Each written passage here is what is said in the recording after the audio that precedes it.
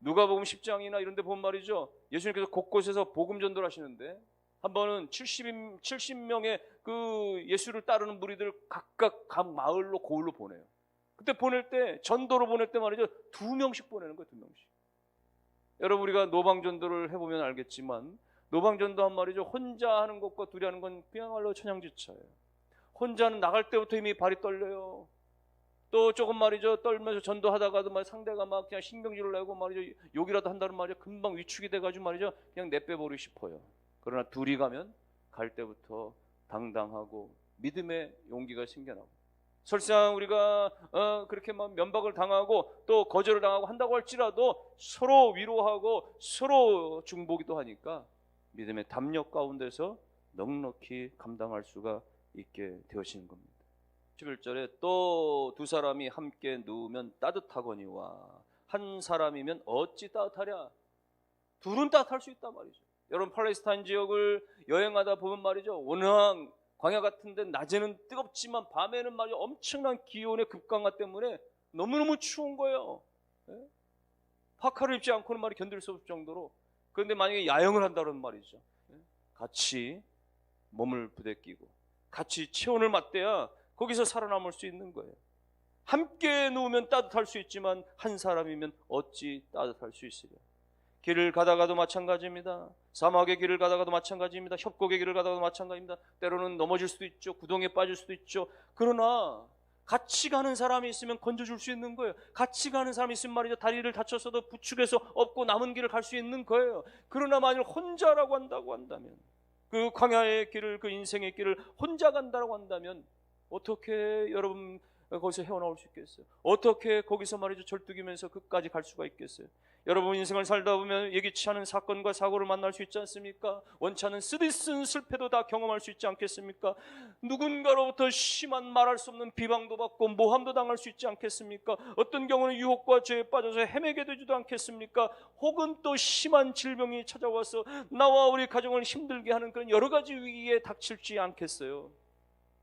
그때 누군가 함께하는 사람이 있을 때는 쉽게 극복할 수 있어요.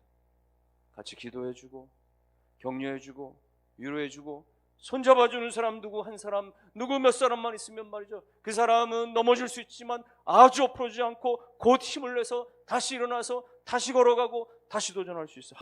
레위기 26장 8절 말씀에 너희 다섯이 백을 쫓고 너희 백이 만을 쫓으리니 너희 대적들이 너희 앞에서 칼에 엎드러질 것이라. 전쟁할 때 꼭 1대1의 싸움이 아닌 거예요. 동일한 수준과 동일한 능력으로만 싸우는 게 아닙니다. 때로는 말이죠, 완전히 왜소해도, 완전히 부족해도 말이죠, 다섯이 백을 쫓는다, 20배도 이겨낼 수 있는 것이에요. 백이 만을 쫓는다, 100배도 이겨낼 수 있는 것이에요. 여러분, 그렇게 하나님께서 은혜를 주시는 거예요. 실제로 기드온은 그것을 경험했던 것입니다. 기드온은 불과 300명만 데리고 전쟁에 나갔어요. 300명만 데리고 미디안 대군을 향해 나갔어요. 미디안 대군이 13만 5천 명이에요. 그러면 450배를 향해서 싸워서 이겨낸 겁니다. 여러분, 하나님께서는 우리 가운데 이렇게 시너지의 효과를 우리 안에 다 심으신 거예요. 모이기만 하면 하나님 안에서 우리가 같은 비전만 가지면 그 무엇이라도, 어떤 것이라도 우리가 해낼 수 있도록 하나님께서 은혜를 허락해 주신 것입니다. 지금 힘을 모아야 될 때, 우리 시흥소망교회가 지금은 힘을 모아야 될 때입니다.